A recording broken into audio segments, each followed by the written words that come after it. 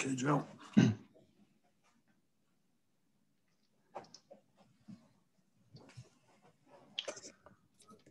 Hey, Joe. Good afternoon.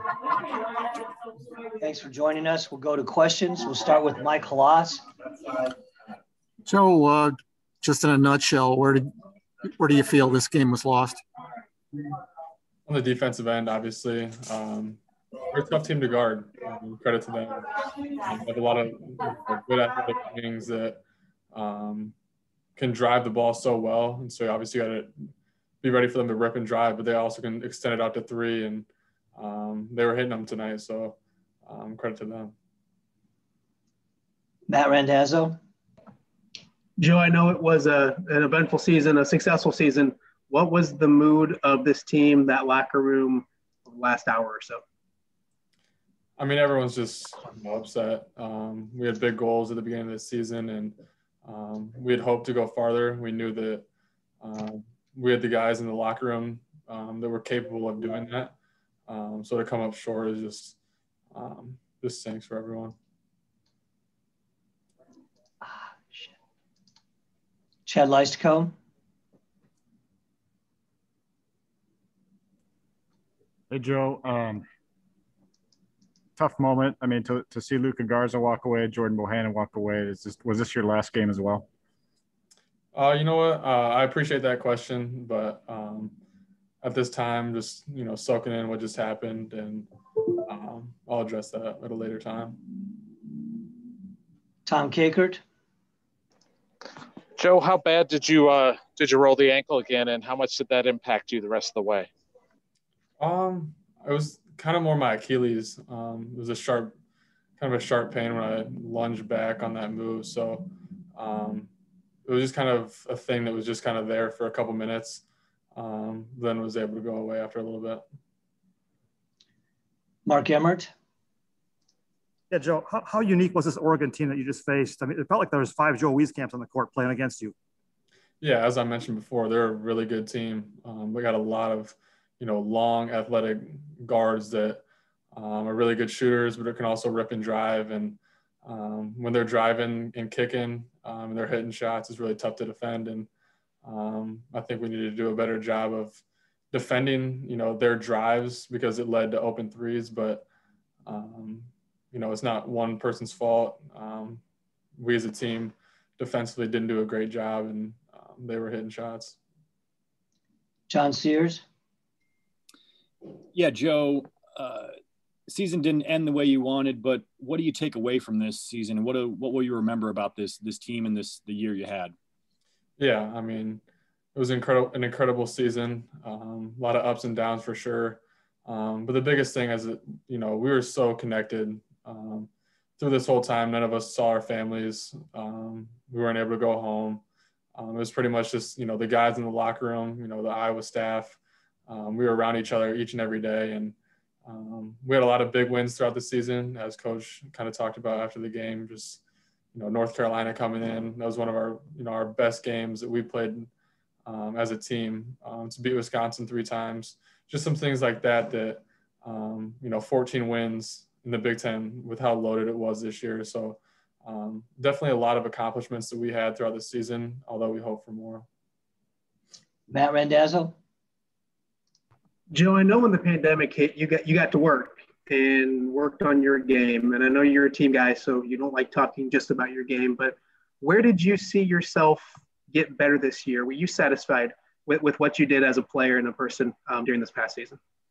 Yeah, I feel like I definitely evolved quite a bit as a player.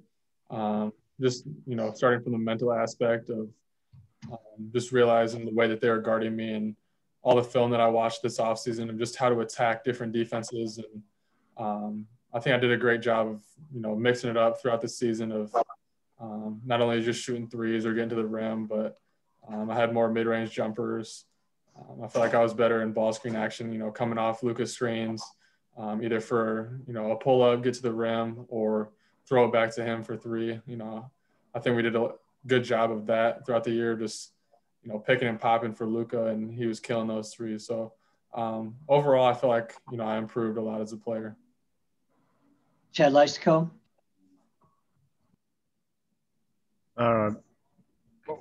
you feel what does Jordan Bohannon mean to this program? I know it probably hurts for him. We didn't get to talk to him, but to not be able to win this one today.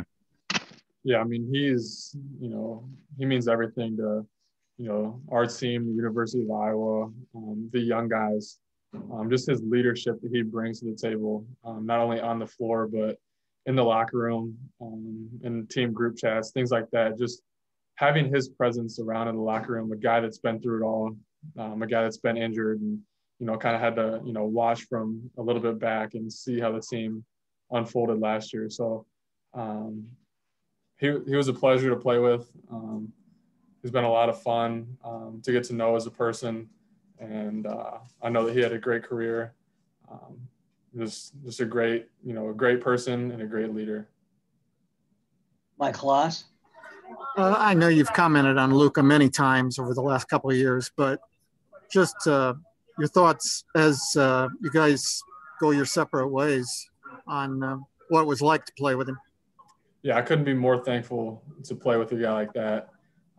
When he made his decision to come back, and you could just feel, his energy and his passion towards what he wanted to lead our team to this year. And as you can tell today, we came up short, but just his leadership throughout this whole pandemic, all the ups and downs. He's just been a privilege to play with, get to know so much better as a person, and things that he does off the court, things he does in the off season that help make me a better player and a better leader as well. Any other questions for Joe? All right. Thanks, Joe. Well, Chad, we'll go one more here. Oop. All right. Sorry. Chad, last question.